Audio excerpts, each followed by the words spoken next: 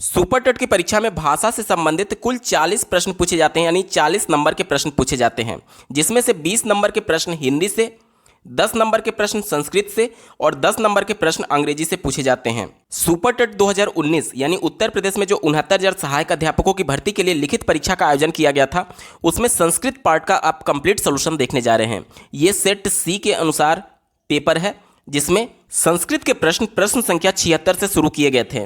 तो चलिए आज के इस महत्वपूर्ण वीडियो को शुरू करते हैं। पहला प्रश्न आप अपने स्क्रीन पर देख पा रहे होंगे। शैले शैले ना माणिक्यम मौक्तिम ना गजे गजे साधवो ना ही सर्वत्र चंदनम ना वने वने अस्मिन श्लोके सर्वत्र के ना भवंती।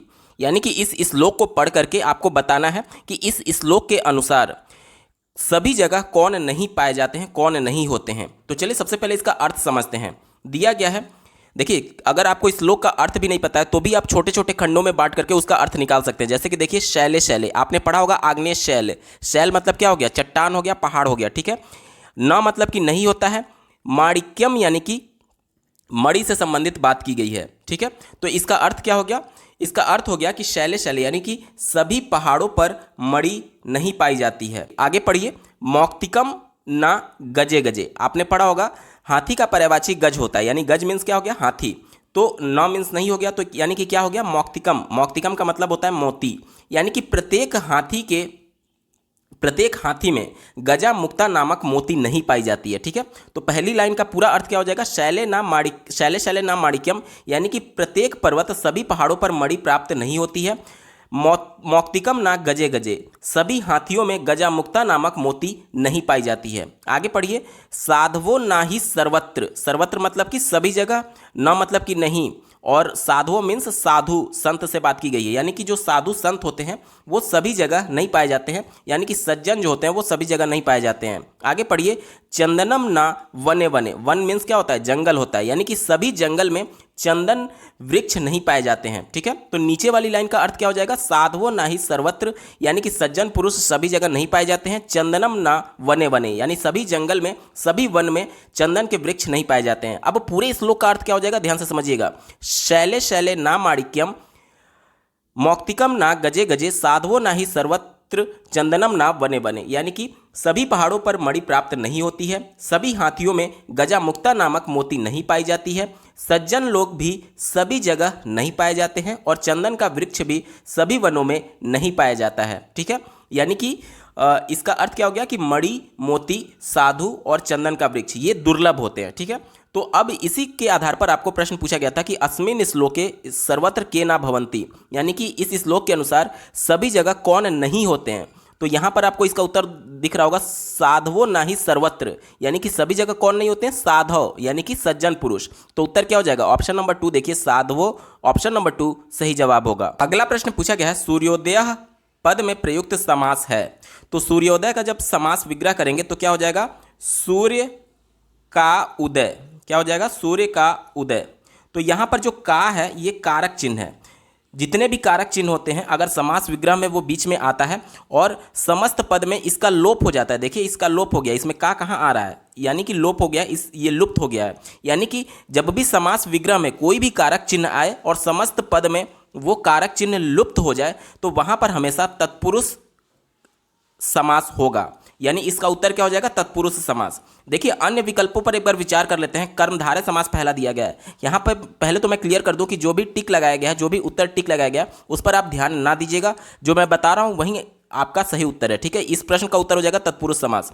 अब पहले विकल्प पर अगर बात करें कर्मधारय समास, तो कर्मधारय समास का मतलब होता है कि समस्त पद में जो पहला पद होगा वो विशेषण होगा और दूसरा पद विशेष्य होगा, ठीक है। तो यहाँ पर पहला पद जो है वो विशेषण नहीं है, इसलिए कर्मधारय समास नहीं होगा, पहला विकल्प गलत। दूसरे विकल्प की बात करें अगर बहुब्रीहि समास, तो बहुब्रीहि समास में क्या होता है कि पहला और दूसरा पद दोनों प्रधान नहीं होते हैं, बल्कि जो समस्त पद है वो किसी अन्य विशेष अर्थ में प्रयोग किया जाता है। जैसे कि अगर मैं आपसे बोलूँ त्रिनेत्र, तो यहाँ पर देखिए पहला शब्द क्या हो जाएगा, इसमें पहला शब्द हो जाएगा त्रि यानी कि 3 और दूसरा शब्द क्या हो जाएगा, नेत्र। लेकिन यहाँ पर दोनों शब्द प्रधान नहीं है, कोई भी प्रधान नहीं है, इसका एक अलग अर्थ निकलेगा, यानी 3 है नेत्र, जिसके 3 नेत्र किसके हैं, भगवान शिव के हैं। तो यहाँ पर त्रिनेत्र का मतलब क्या हो जाएगा, शिव जी से संबंधित है, ठीक है।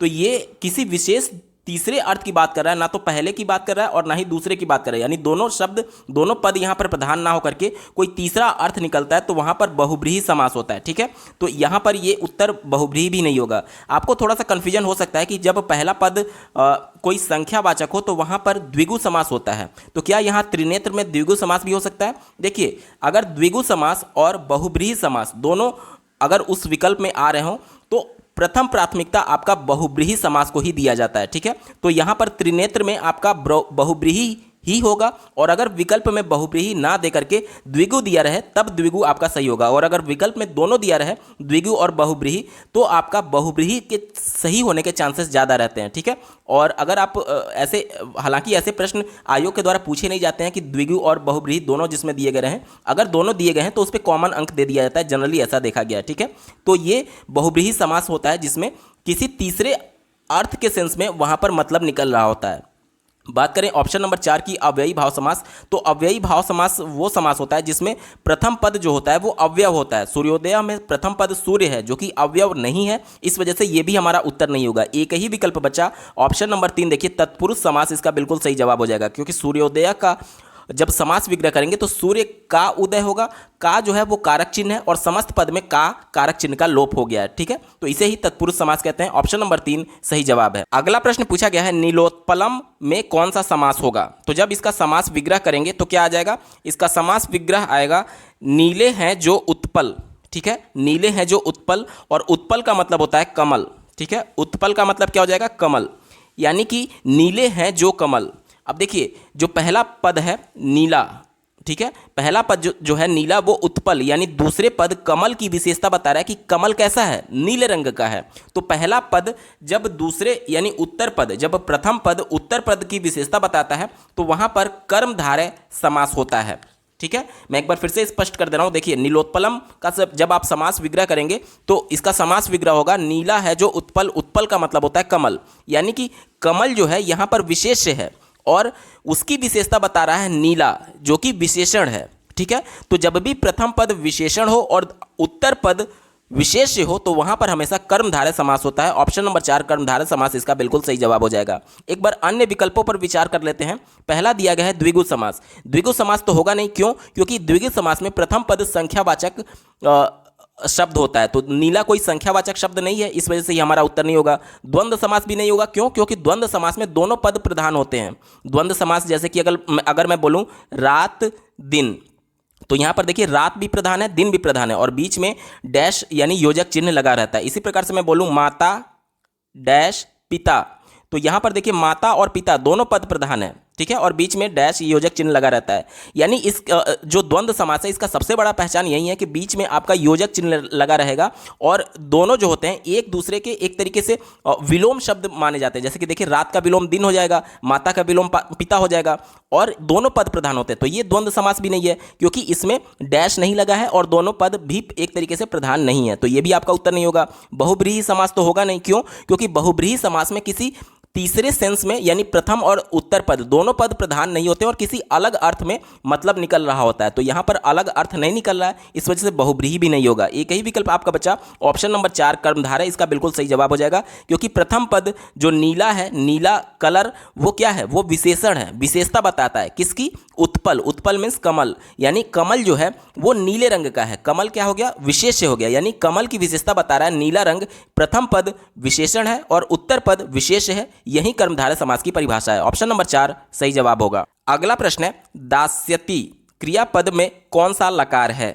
स्क्रीन पर आप दा मीन्स देना का शब्द का धातु रूप देख पा रहे हैं। यहां पर देखिए, दास्यति आपसे प्रश्न में पूछा गया था, तो ये क्या हो जाएगा? लिट लकार, जिसे सामान्य भविष्य काल कहते हैं, उसमें प्रथम पुरुष एक वचन में दास्यति होता है, तो उत्तर क्या हो जाएगा? लिट लकार, प्रथम पुरुष और एक वचन। प्रश्न में आपसे दास्यति में सिर्फ लकार पूछा गया था, तो लकार क्या हो जाएगा? लकार हो जाएगा लिट लकार। ठीक है, ऑप्शन नंबर 3 इसका बिल्कुल सही उत्तर है। अगला प्रश्न एक श्लोक पर आधारित पूछा गया है। श्लोक देखिए आप अपने स्क्रीन पर, उदेति साविता ताम्रः एव अस्तमेति च संपत्तौ विपत्तौ च महता मेकरूपता। और इस श्लोक को पढ़ करके आपसे प्रश्न पूछा जा रहा है कि सविता कीदृशी उदेति, यानी कि सविता जो है वो कैसे उगती है, किस कलर का उगती है, आपसे ये पूछा जा रहा है। ठीक है, तो यहाँ पर ध्यान से देखिएगा, अगर इस श्लोक का अर्थ भी आपको नहीं पता है फिर भी आप इसका उत्तर निकाल सकते हैं। देखिए, उदेति का मतलब होता है उगना, सविता यहाँ पर सूर्य के लिए प्रयोग किया गया है। ताम्रः, ताम्रः का मतलब तांबा, तांबा कैसा होता है, लालिमा और पीलिमा लिए हुए होता है, ठीक है। एव अस्तमेति, अस्तमेति मतलब सूर्य के अस्त होने की बात की जा रही है। यानी कि देखिए, सूर्य उगते समय और डूबते समय यानी अस्त होते समय दोनों समय एक ही रंग का ताम्र कलर का लालिमा और पीलिमा लिए हुए होता है, ठीक है। उगते समय भी उसी प्रकार की लालिमा होती है और डूबते समय भी उसी प्रकार की लालिमा होती है। आगे पढ़िए, संपत्तो विपत्तो, संपत्तो मतलब कि जब संपत्ति आती है और विपत्तो मतलब कि जब विपत्ति आती है। च महता में रूपता, यानी महान लोग संपत्ति आने पर और विपत्ति आने पर दोनों में एक समान ही रहते हैं, ठीक है। तो इस श्लोक का पूरा अर्थ ये हो गया कि जिस प्रकार सूर्य उगते समय और अस्त होते समय दोनों समय एक ही समान रंग का ताम्र कलर का यानी कि लालिमा और पीलिमा लिए हुए होता है, उसी प्रकार से संपत्ति और विपत्ति आने पर जो महान पुरुष होते हैं, जो एक तरीके से महान लोग होते हैं, वो एक रूप में ही रहते हैं। यानी कि विपत्ति आने पर बहुत ज़्यादा घबराते नहीं और संपत्ति आने पर बहुत ज़्यादा घमंड नहीं करते हैं, ठीक है। ये इसका पूरा अर्थ हो गया। अब आपसे प्रश्न पूछा गया था, सविता कीदृशी उदेति। सविता का मतलब हो गया सूर्य और कीदृशी, कीदृशी मतलब कि कैसा, उदेति मतलब कि उगता है। तो प्रश्न में यहाँ पर श्लोक में दिया गया था कि उदेति सविता ताम्रः, यानी किस कलर का उगता है, ताम्र कलर का, लालिमा और पीलिमा लिए हुए। ऑप्शन नंबर 1 ताम्रः इसका बिल्कुल सही जवाब हो जाएगा। दोस्तों, अभी तक का ये वीडियो आपको कैसा लगा कमेंट के माध्यम से जरूर बताइएगा, क्योंकि आपका एक कमेंट मुझे मोटिवेट करेगा ऐसे ही महत्वपूर्ण वीडियो लाने के संदर्भ में। दोस्तों, अगर आप इसी प्रकार के और वीडियो देखना चाहते हैं तो इस चैनल को जरूर सब्सक्राइब कर लें। बेहतरीन तरीके से सीटेट, यूपी टेट और सुपर टेट की यहाँ पर तैयारी कराई जाती है। चलिए फिर से पेपर पर लौट आते हैं। अगला प्रश्न पूछा गया है, पितृस्वसा का अर्थ क्या है। पितृस्वसा, ध्यान से शब्द को देखिएगा। पितृस्वसा में जो पहला वर्ड है पितृ, इसका मतलब क्या होता है, पिता होता है, ठीक है। पितृ मतलब पिता, और जो इसका अगला वर्ड है स्वसा, स्वसा का मतलब होता है बहन, यानी कि पिता की बहन। आपके पिता की बहन क्या लगती है, बुआ लगती है। ऑप्शन नंबर 1 देखिए, बुआ इसका बिल्कुल सही जवाब हो जाएगा। पितृस्वसा का अर्थ क्या हो जाएगा, ऑप्शन नंबर 1 बुआ सही उत्तर है। अगला प्रश्न है, गम धातु लिट लकार मध्यम पुरुष बहुवचन का रूप क्या होगा। स्क्रीन पर आप गम शब्द का धातु रूप देख पा रहे हैं। प्रश्न में आपसे लिट लकार की बात की गई थी और मध्यम पुरुष की बात की गई थी। तो ये प्रथम पुरुष होता है, ये मध्यम पुरुष होता है और ये उत्तम पुरुष होता है। तो बीच वाली लाइन में हमको देखना है। और बहुवचन की बात की गई थी, तो ये एक वचन, ये द्विवचन और ये बहुवचन, यानी कि बीच वाली लाइन में ये वाला अंतिम वाला हमारा उत्तर हो जाएगा गमिष्यथ। इसका सही उत्तर है गमिष्यथ, ठीक है। उत्तर क्या हो जाएगा, गमिष्यथ। दिए गए विकल्प में देखिए ऑप्शन नंबर 3 गमिष्यथ इसका सही जवाब होगा। अगला प्रश्न है, माहेश्वर सूत्रों की संख्या कितनी है। तो मुझे लगता है संस्कृत में पहला ही टॉपिक माहेश्वर सूत्र पढ़ाया जाता है, तो सभी को यह ज्ञात होगा कि माहेश्वर सूत्रों की संख्या कुल 14 है। उत्तर हो जाएगा ऑप्शन नंबर 1 14। अगला प्रश्न है, गाह पद में विभक्ति और वचन क्या है। स्क्रीन पर आप गाह शब्द का शब्द रूप देख पा रहे हैं। यहाँ पर देखिए प्रश्न में आपसे पूछा गया था, गाह के बारे में पूछा गया था कि इसमें विभक्ति और वचन कौन सा है। तो यहाँ पर देख लीजिए विभक्ति क्या हो जाएगा, हमारा विभक्ति हो जाएगा द्वितीय विभक्ति, और वचन की अगर बात करें तो वचन हो जाएगा बहुवचन। उत्तर क्या हो जाएगा, द्वितीय विभक्ति और बहुवचन। दिए गए विकल्प में देखिए ऑप्शन नंबर 2 द्वितीय विभक्ति और बहुवचन इसका सही जवाब होगा। अगला प्रश्न है, हसंती पद में प्रयुक्त प्रत्यय कौन सा है। ध्यान से समझिएगा, इसमें जो प्रत्यय होगा वो क्षत्रिय प्रत्यय होगा। ऑप्शन नंबर 3 बिल्कुल सही जवाब हो जाएगा। देखिए जब भी क्षत्रिय प्रत्यय का प्रयोग किया जाता है तो इसमें जब मूल शब्द में इस प्रत्यय को जोड़ा जाता है तो अंत में अत का सेंस आता है। अत, केवल अत शेष बचता है। बाकी के जो श है, जो तालव्य श है और जो री है वो हट जाते हैं, ठीक है। केवल अत का सेंस आता है। अब आप कहेंगे कि मान लीजिए यहाँ पर मूल शब्द क्या था, हस था। मूल शब्द क्या है, हस है। तो इसमें क्षत्रिय प्रत्यय बोलेंगे तो हसत बनेगा। और विकल्प प्रश्न पूछा जा रहा है हसंती का, तो यहाँ पर हसंती में क्षत्रिय प्रत्यय कैसे होगा, आपके मन में सवाल जरूर आ रहा होगा, क्योंकि हस में अगर अत जुड़ेगा तो हसत बनेगा क्षत्रिय प्रत्यय जोड़ने के बाद से, ठीक है। तो यहाँ पर मैं बता दूं कि यहाँ पर इसमें विभिन्न प्रकार से जो पुल्लिंग में और इसके बाद से स्त्रीलिंग में और नपुंसक लिंग में रूप चलते हैं, उसके अनुसार ये प्रश्न पूछा गया है। जैसे कि अगर मैं पठ धातु की बात करूं, जो पुल्लिंग में इसके रूप चलते हैं पठ धातु का, वो पठन बनेगा। और इसी प्रकार से स्त्रीलिंग की अगर बात करें तो पठंती बनता है। उसी प्रकार से अगर पुल्लिंग में बात करें हस धातु का तो हसत बनेगा। जो आप हसत जिसे आप समझ रहे हैं, जैसे कि यहाँ पर मैं लिख रहा हूँ, देखिए हसत जो बोल रहे हैं ये पुल्लिंग में बनता है। और अगर स्त्रीलिंग की बात करें तो स्त्रीलिंग हसंती बनता है। तो ये प्रश्न स्त्रीलिंग के अनुसार पूछा गया है कि हसंती में पद में प्रत्यय कौन सा होगा, तो इसमें सत्री प्रत्यय होगा। ये पुल्लिंग में और स्त्रीलिंग में और नपुंसक लिंग में तीनों में रूप चलते हैं। ये प्रश्न जो पूछा गया है ये स्त्रीलिंग के अनुसार पूछा गया है, इसमें सत्री प्रत्यय होगा। ऑप्शन नंबर 3 सही जवाब है। दोस्तों 69,000 सहायक अध्यापकों की भर्ती यानी सुपर टेट 2019 के पेपर के संस्कृत पार्ट का कंप्लीट सोल्यूशन आपने देख लिया। आपको ये वीडियो कैसा लगा कमेंट के माध्यम से जरूर बताइएगा। साथ ही साथ अगर आप 68,500 के साथ साथ 69,000 सहायक अध्यापकों की भर्ती के कंप्लीट पेपर सोल्यूशन को देखना चाहते हैं तो इस वीडियो के बाद आप इस वीडियो का डिस्क्रिप्शन जरूर चेक करिएगा। और अगर आप चैनल पर पहली बार विजिट कर रहे हैं तो इसको सब्सक्राइब करते हुए बेल आइकन को जरूर प्रेस कर लीजिएगा, सीटेट, यूपी टेट और सुपर टेट की बेहतरीन तरीके से तैयारी करने के संदर्भ में। इस वीडियो को देखने के लिए आपका बहुत बहुत धन्यवाद। भगवान करे आपका दिन शुभ हो।